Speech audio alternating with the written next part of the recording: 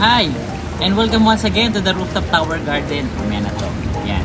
Ang didiscusin naman natin ngayon sa episode na ito ay ang mga kung merong snake plant, meron ding spider plant. Ayan. So ito yung mga spider plant. Actually maganda rin tong ipanglagay sa loob ng bahay natin at pwede rin naman to sa mga sala, pwede rin sa banyo, sa garahe. Kasi hindi siya masyadong matakaw sa araw. So, okay lang na hindi siya masyadong nasisikatan ng direct sunlight. So, ipapakita ko sa inyo kung paano i-propagate itong mga ito. Pero bago yun, pakikita ko rin sa inyo ang tatlong varieties na nandito sa akin ngayon. Pero sinasabing marami raw varieties doon, more than 20 varieties ang spider plant.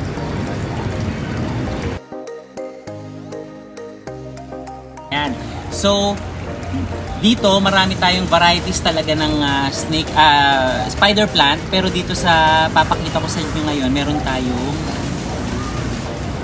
apat na variety ng snake plant. Ayan, so papakita ko na sa inyo kung paano siya i-propagate.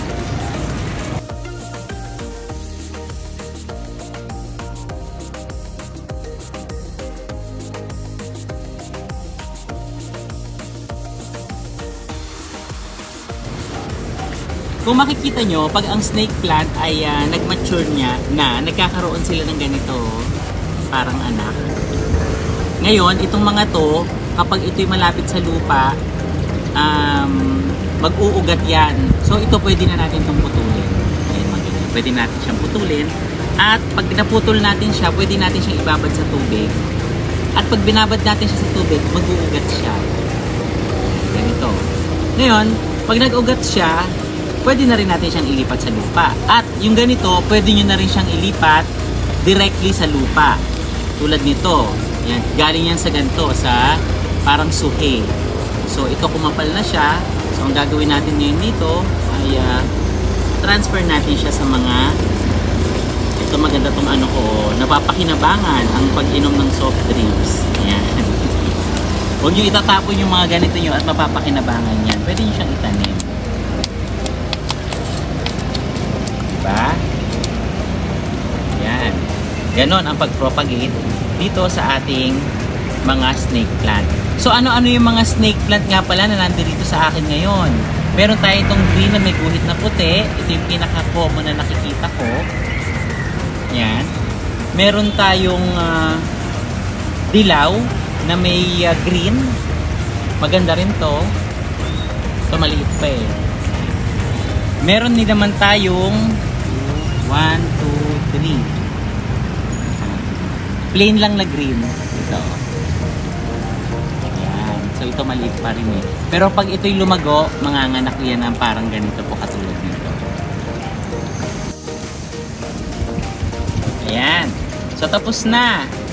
So ganito ang magiging itsura ng snake plant na nakalagay sa bote ng soft drinks.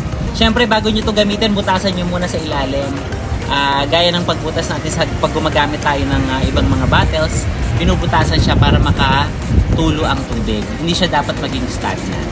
So mamaya ipapakita ko sa inyo kung saan natin nilagay yung iba natin ganito at maganda siyang pang lining or yung pang outline sa mga bintana, sa mga pasilyo. Yan. Papakita ko sa inyo mamaya.